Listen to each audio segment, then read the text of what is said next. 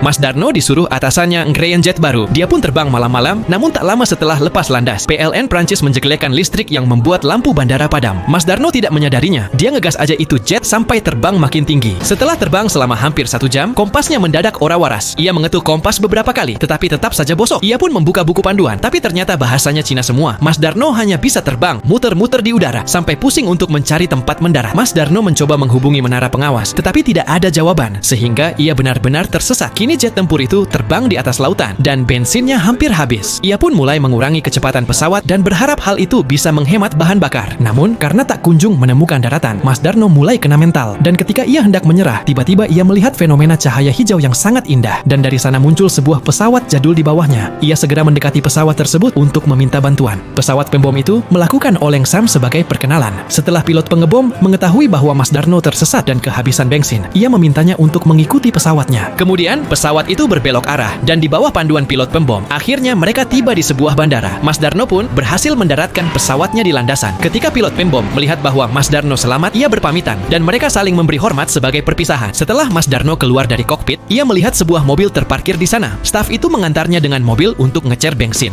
Mereka pun tiba di sebuah ruangan bandara. Ketika Mas Darno melihat nama-nama yang tertulis di dinding, ia tiba-tiba melihat bahwa orang di dalam foto adalah pilot yang tadi membimbingnya untuk mendarat. Ia langsung bertanya mengenai hal itu, dan staf menjelaskan bahwa pilot tersebut dulunya adalah pilot terbaik di tempat ini. Setiap kali ia kembali dari misi, ia akan menerbangkan pesawat tempur sendirian untuk mencari pesawat-pesawat yang tersesat dan membimbing mereka kembali ke pangkalan. Mas Darno pun berkata bahwa orang itulah yang baru saja membantunya mendarat di sini. Namun, staf tersebut berkata bahwa sang pilot telah meninggal karena pesawat pengebomnya jatuh ke laut tak lama setelah lepas landas yang terjadi tepat pada malam ini. Namun, itu sudah 14 tahun yang lalu. Mas Darno jadi ngeri. Dia berkata, "Fix setani kicok," dan tak lama kemudian ia mendengar suara pesawat pembom dari luar. Namun saat ia keluar untuk memeriksa, ia tidak melihat apapun. Lalu ia melihat sebuah mobil mendekatinya. Ternyata itu petugas di bandaranya tadi. Ia berkata bahwa pesawat Mas Darno hilang dari radar dan segera melakukan pencarian. Mas Darno menjelaskan bahwa ia telah dibimbing oleh seorang pilot untuk mendarat di sini. Bahkan seorang staf telah membantunya dengan menyalakan lampu landasan agar ia bisa selamat. Kedua petugas itu sangat terkejut mendengar hal tersebut dan berkata bahwa tempat itu telah ditinggalkan sejak akhir Perang Dunia Kedua. Saat Mas Darno menoleh, ia melihat tempat yang tadinya terang itu berubah menjadi bangunan terbengkalai. Mas Darno tak bisa mempercayai apa yang baru saja terjadi. Dan yang lebih membagongkan lagi, di sana tidak ada bensin eceran. Judul filmnya adalah The Shepherd.